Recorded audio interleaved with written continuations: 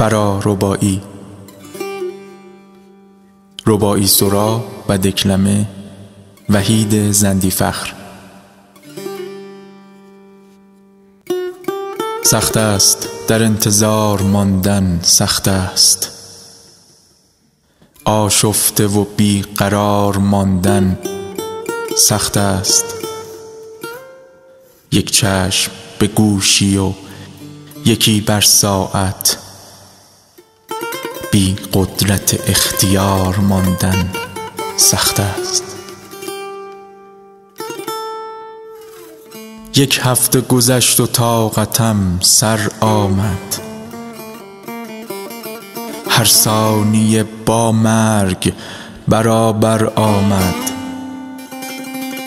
از او خبری نشد چه معنی دارد، صد حادثه در خیال و باور آمد.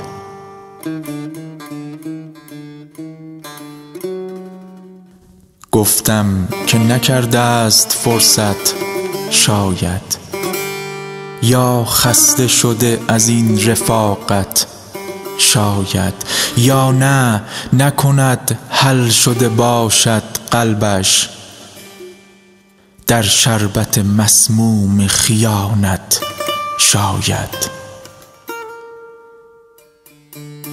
پشت سر هم تماس ها را چیدم،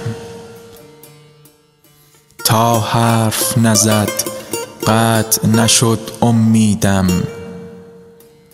مردی طرف دیگر خط گفت بله، یک دفعه دلم ریخت.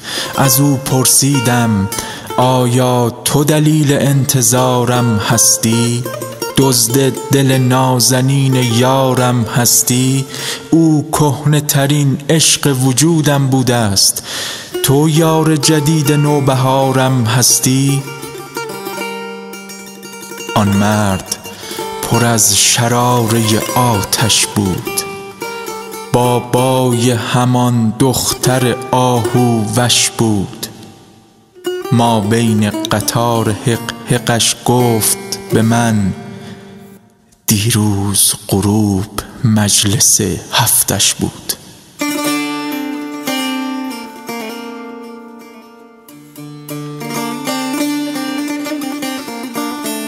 ستار وحید زندیفخر.